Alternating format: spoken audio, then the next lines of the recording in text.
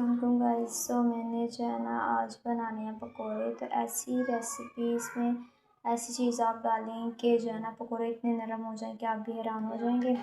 ये देखिए मैंने इतने इतने स्लाइड्स ये काट लिए और साथ में जो है मैंने छोटे छोटे भी ये काटे हैं। देखिए आपने ऐसे भी काट लेने, अगर आपका ऐसे दिल करे आप ऐसे काट लें, अगर आपने ऐसे काटने हैं तो आप ऐसे भी काट सकते हैं, जिस तरह दिल करे आप काट लें। और इसमें जो है ना मैंने बेसन ऐड कर दिए। बेसन भी आपने जो है ना तकरीबन 1 कप ऐड ज़रूर करना है।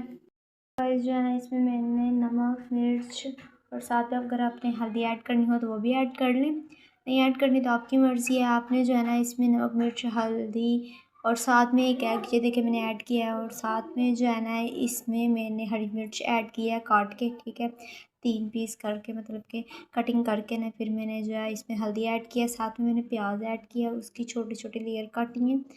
और साथ में जो है ना मैंने इसमें थोड़ा सा ना, अगर आपने चिकन ऐड करना तो वो भी कर लीजिएगा। ये अंडा डालने का ये क्या है कि अंडा डालेंगे तो आपकी जो है ना रेसिपी बहुत ही मज़े की और जो है ना सबसे नरम पकौड़े इतने नरम होंगे कि आप खुद हैरान हो जाएंगे। बहुत ही मज़े के बनेंगे और साथ में बहुत नरम भी होंगे। ये एक ट्रिक है। जो है ना आपने इसमें ये ऐड ज़रूर करना है और साथ में आपने इसे ऐड करके आपने कर देना है इसे मिक्स। कर लिया आपने भी इस तरह अच्छे तरीके से मिक्स कर लेना है और थोड़ी देर के लिए आपने इसे रख देना है। और साथ ही जो है ना आपने गर्म करने के लिए ऑयल भी रख देना है, क्योंकि गर्म ज़्यादा होगा ऑयल तो पकौड़े नीचे भी नहीं लगेंगे और अच्छे तरीके से बनेंगे। ये आपने जो है ना साथ में ऑयल तो हमारा काफ़ी हद तक गर्म हो चुका है, तो आपने चेक कर लेना ऑयल गर्म हुआ है कि नहीं। एक ये आपने चेक कर लेना है कि ऑयल गर्म हो गया है कि नहीं। अगर गर्म हो गया तो आपने इसमें जो है ना पकौड़े ऐड कर देने हैं। हमारा ऑयल जो है ना बहुत अच्छे तरीके से गर्म हो चुका है। अब आपने जो है ना पकौड़े बना के पकौड़े की शेप जो है ना इसमें ऐड करते जाना है।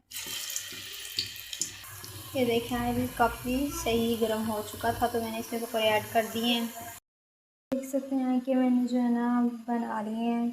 बहुत ही अच्छे तरीके से इसकी जो है ना ये देखिए कितने नरम मुलायम। ये भी डाल दी हैं और ये भी साथ में आपने जो है ना डालते जाना है और साथ में आपने पकाते जाना है। ये देखें बेसन ने हर चीज़ ने अपना पानी छोड़ दिया हुआ है, प्याज ने भी। तो जो है ना ये सही मिक्स हो चुका है, बेसन इसके अंदर ऐड हो चुका है। तो आपने बिल्कुल ऐसे ही बनाने हैं। ये देख सकते हैं हमारे पकौड़े बन के रेडी हो चुके हैं। सो गाइस अगर आपको ये मेरी रेसिपी पसंद आई हो तो लाइक, शेयर, सब्सक्राइब ज़रूर कीजिएगा ताकि तमाम वीडियो आप तक बआसानी पहुंच सके। और जो है ना रमज़ान मुबारक। Thanks for watching full video.